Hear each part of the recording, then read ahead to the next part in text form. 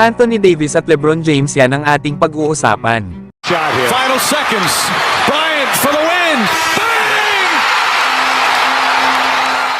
Anthony Davis na tanong naman matapos ang laro, kung ano ba daw ang naging diskarte nilang dalawa ni LeBron kanina para talunin ang Utah Jazz. Sinabi naman ni Davis na malakas na team nga daw ang Jazz lalo at mga shooter din daw ito.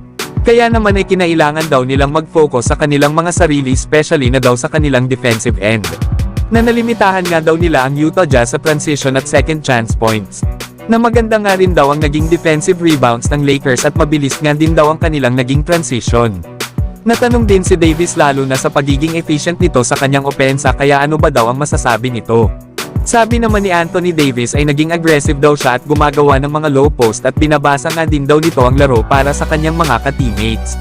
Kaya kinailangan daw talaga ni Davis na mag-step up at ito nga daw ang ginawa niya sa ngayon. Samantalang natanong din si Davis about sa playing time nito na minsan daw ay nagkakaroon ito ng back-to-back 30 minutes of playing time. Kaya ano ba daw ang masasabi dito ni Anthony Davis? Sabi naman ni Davis ay okay lang naman daw siya na meron nga lang daw kaunting pressure. Pero ang kagandahan nga lang daw nito ay hindi na nila kailangang mag-travel bukas. Lalo at sa home court pa rin nga daw nila sila maglalaro. Tinanong din si Anthony Davis lalo at pasok na sila sa quarterfinals ng in-season tournament. Na kung mananalo nga daw sila ay mag-a-advance sila sa semifinals papuntang Las Vegas.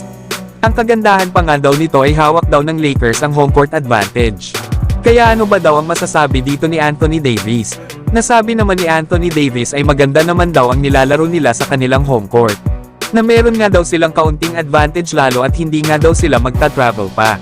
Makakatulog nga daw sila ng maayos sa kanilang higaan at magagawa ang kanilang mga routine. Ang kagandahan pa daw ay maglalaro daw sila sa tapat ng kanilang mga fans. Yan nga mga idol ang mga sinabi ni Anthony Davis. Na halimaw nga rin ang naging performance kanina.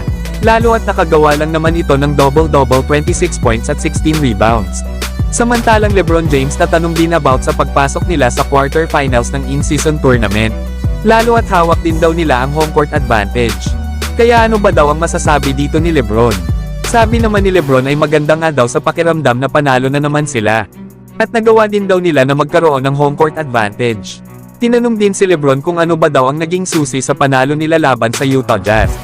Lalo at naging balance nga daw ang kanilang opensa, especially na daw sa first quarter at third quarter. Sinabi naman ni LeBron na sinigurado daw talaga nila na maganda ang lineup nila at magiging better sila sa first quarter. Lalo at naging maganda nga daw ang kanilang depensa at pagkuha ng offensive rebounds. Natanong din si LeBron na kung maganda ba daw dito na hindi na naglaro sa fourth quarter. Sagot naman ni LeBron ay kahit ano naman daw ang ipaggawa sa kanya ay gagawin niya daw ito.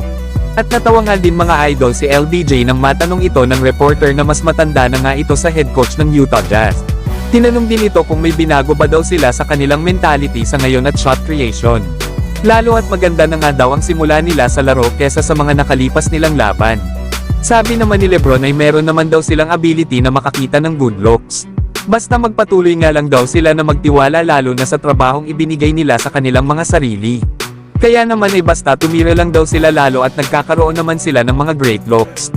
Tinanong din si LeBron kung ano ang masasabi niya sa kanyang team habang pinapanood niya ang mga ito.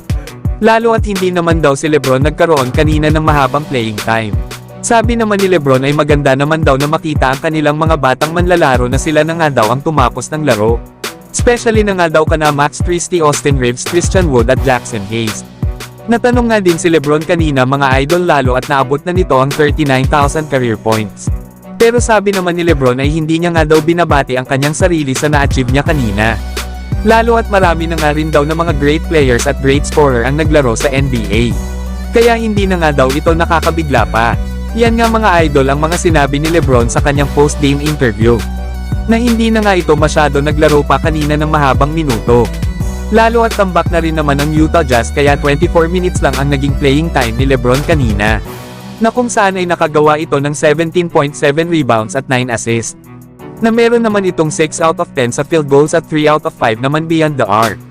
Nasa ngayon ay nasa pang-anim na pwesto naman ang Lakers sa standing sa West. Na may record na 9 wins at 6 losses at bukas naman ay makakalaban naman nila ang Dallas Mavericks. Pero kayo mga idol, ano ang masasabi nyo dito? So hanggang dito na lang tayo mga idol. At huwag nyo naman kalimutan mag-subscribe bilang pagsuporta.